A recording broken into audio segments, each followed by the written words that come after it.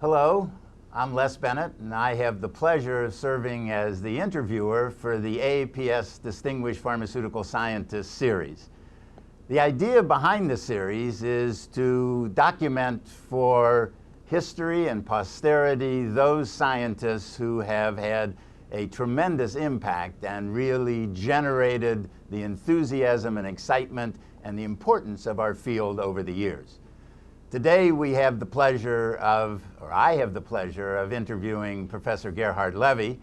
And this is not the first time that Gary has been interviewed. He was interviewed in the beginning of the series by Dr. Arthur Mlodozenik a number of years ago. But with the change in time and the change of technology, we wanted to make sure that we had the opportunity to get him more recently. So Gary, it is a pleasure having you here today, and we're very glad that you could join us. Thank you, Les. I'm glad to be here. Okay. So Gary, I want to tell the audience that if they want to see some of your early history, you can go to the web and click on Gerhard Levy Oral History.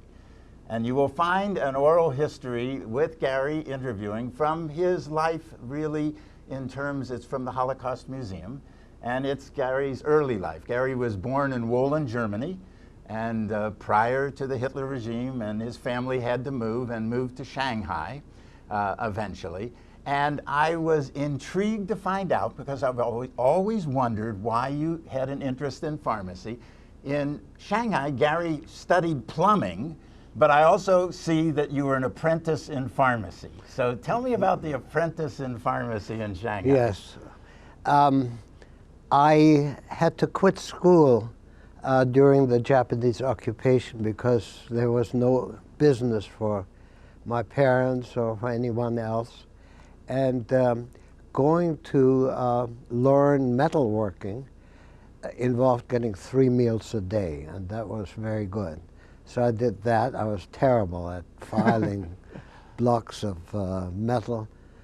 When that course was over, I was looking for a regular job. My interest was in chemistry. I had a young teacher who was had a chemistry background, and I was very happy on that, but there were no opportunities. And then somebody told me, you know, the European pharmacy, which was the main pharmacy in the center of this area that was surrounded by barbed wire, they were looking for an assistant. And so I decided to try that. And I had the good fortune of really being involved in a 2-year full-term apprenticeship, the European way of doing it, you know, where you're apprenticed for a certain length of time.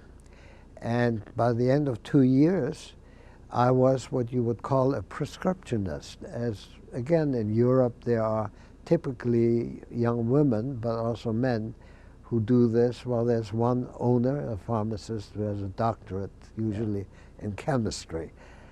And after the 2 years, I started working in the hospital that we had established to take care of the 15,000 refugees that came from Europe.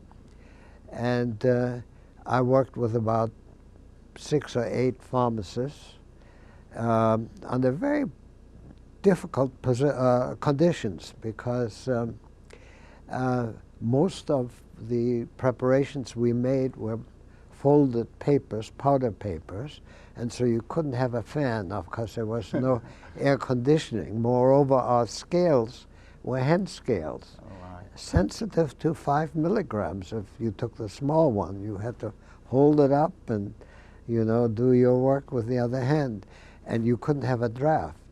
So most of us, except the one lady who worked there, stripped down, you know, to our belt, and that's it. We didn't have an opening to the public. We had one little trapdoor type window, and when the prescription was ready, the pharmacist, one of us would holler and the name, and people picked it up and took it home. So I can't imagine, actually, you and I know what a powder paper is and what yes, a handhold balance yes, is, but I think most of the...